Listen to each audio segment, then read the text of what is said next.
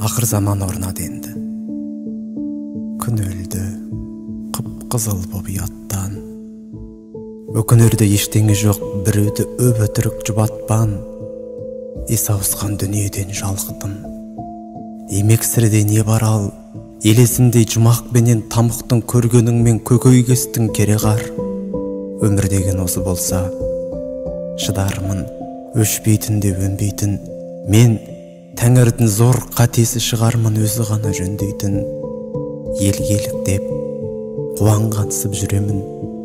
Жылағансып мен несін, құлықсыз көтереді білегін патша, қуыс кеудесін.